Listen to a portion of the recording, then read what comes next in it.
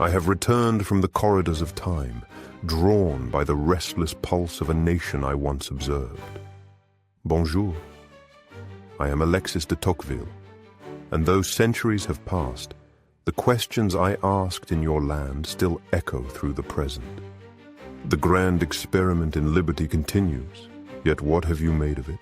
When I first traveled across America, I was struck by the spirit of association, by how deeply Americans valued the active participation in civic life. A man would not simply think of his own affairs, but of the common good. But there was also a caution within me, a warning against the tyranny of the majority, a specter that haunts every democracy. When the will of the many suppresses the few, when the majority rules without understanding the depth of the rights of the minority, the heart of liberty is fractured. Today, I see these fractures more clearly. The passions I once witnessed have become weapons. The dialogue I cherished has turned into diatribe. What was once a sacred balance between liberty and equality now teeters on the brink, as the cacophony of voices drowns out the reasoned discourse that democracy demands. In my time, I marveled at America's sense of community. People gathered for shared purpose, connected by a mutual understanding of their responsibility to each other.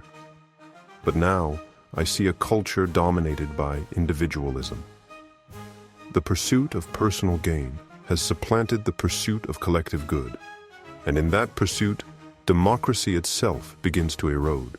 The liberty that once flourished in mutual support has been corroded by an atomized society where self-interest eclipses the greater good.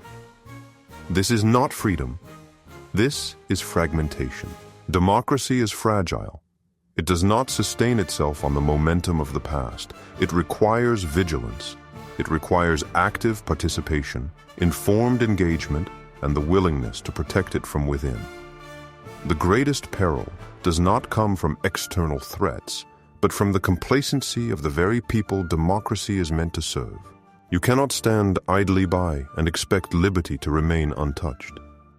Democracy falters when citizens forget their duty, when apathy spreads like a cancer in the soul of the nation. The Renaissance spirit is more than a romantic dream.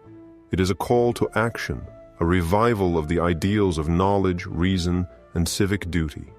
To preserve your democracy, you must look beyond the distractions and the chaos of the present. Embrace education. Foster civil discourse. Prioritize the collective over the partisan. This is how you reclaim liberty. Democracy is not a spectator sport. It is an active, daily endeavor, and it is up to you to protect it, to nurture it, and to give it life. The mirror of liberty does not reflect just your face. It reflects your values. What do you see when you look into it?